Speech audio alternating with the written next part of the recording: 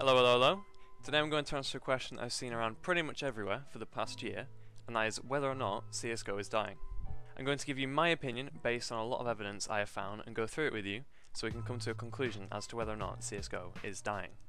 So I guess we'll get into it and I'll tell you why CSGO isn't dying. The first bit of evidence as to why CSGO isn't dying is the Steam charts for CounterStrike. There is one date that I really want to expose here, and that is July 2016. This was essentially the big scandal where Steam items weren't allowed to be used for gambling, and it was therefore heavily restricted. Many people think that CSGO just crashed and burned after this, that everyone left because there was no more skin gambling and nothing to keep them interested anymore.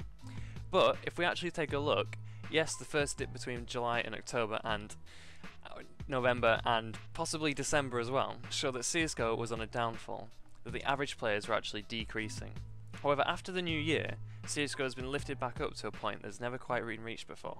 We're getting 370 to 400,000 players, when even in the heydays of 2016, we'd still not get those numbers. It would be 380,000 max. Now I know it doesn't feel like that. I know CounterStrike feels like it's just held in one place. I actually did a poll on my Twitter about whether or not it's dying, and 67% said that it's staying pretty steady. And that's true. Sometimes it even feels like a much quieter game since the gambling ban came into place. But this trend shows that the average players are actually increasing. So what do I think happened during this time? I think that after the gambling ban, the skin lovers left the game, which made the average players dip. But the people who love Counter-Strike, who love playing competitively and are passionate about the game, they came back, and now we're getting regular numbers of serious players who want to play and improve.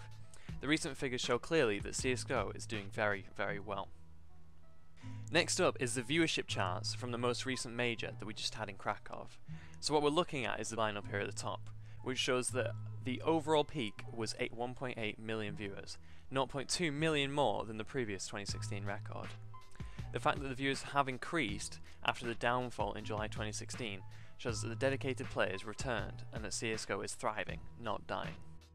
It's not just dedicated players that are returning. After Tai Lu made their international debut at DreamHack Masters Malmo in 2016, the Chinese population on CSGO increased hugely. You can see this since almost half the peak viewers were Chinese. Something that I think is very important to note is the stats from the League of Legends 2016 tournament. Look at this, 28 million overall peak viewers, but without Chinese viewers, 1.5 million. So only 1.5 million from non-Chinese speaking countries. Now that's still twice what CSGO gets, but 27 million viewers were Chinese. League of Legends is the most popular eSports game, and excluding Dota has the biggest prize pools, 5 million, and that comes from these Chinese viewers. Because Dota has a 17 million prize pool. So you may think that it's a hindrance, or that eSports is just turning into money, but it actually helps us out a lot. To build the most popular esports game, we need a large viewership, and we're starting to get that because of the Chinese viewers. So in my eyes, it can only be a good thing. Something that these Chinese viewers are bringing is a lot of money. In football at the minute, Chinese teams are doing very well because they have a lot of money, and are using it to buy in very good European players. What's this got to do with esports? Well, you might have seen that a lot of transfers have been going on between teams, and they actually seem to be a lot more professional, a lot more organised.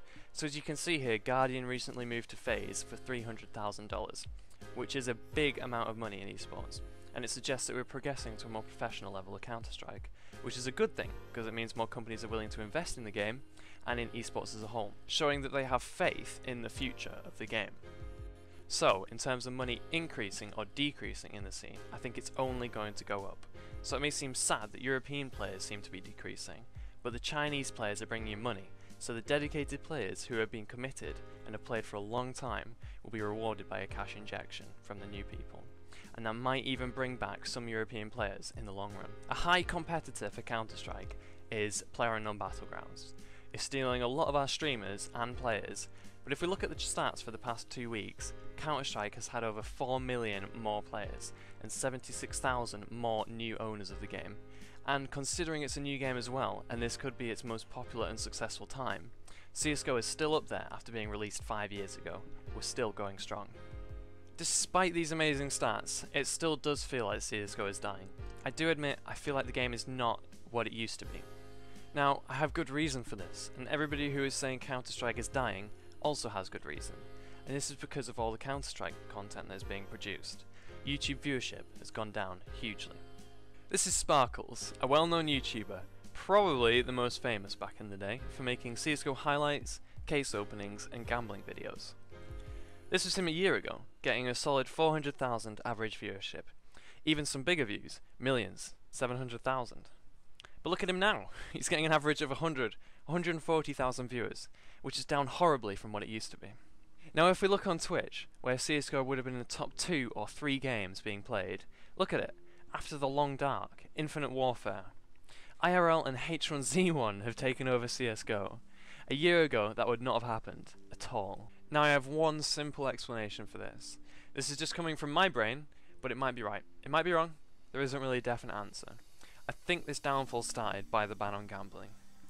Stopping gambling on Twitch, not seeing it on YouTube much at all, put a halt to all the gambling videos, and in my opinion, gameplay and funny highlights, they get old, they get boring, and as a result, people have just stopped watching CSGO. The viewability has decreased a lot, and as a result, the popularity that is expressed to the wider audience has gone down. Content isn't being created as much, and content creators aren't earning as much, and aren't getting as much publicity, which just seems like the game is falling apart. But really, the dedicated viewers and owners of the game are still there. As a result of this, I've seen so many threads on so many different websites saying CSGO is dying, and this started a year ago when the ban came, and hasn't stopped at all. Now in my honest opinion, CounterStrike is not dying. The content is dying.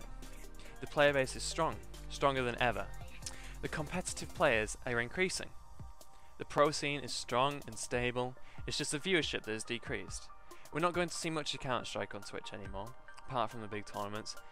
It's just getting boring for people. We won't see it on YouTube much either, unless something drastic happens with gambling and skins and brings it all back, but I really don't see that happen. However, I do think that this rapid increase in Chinese viewers and players could do something for the game.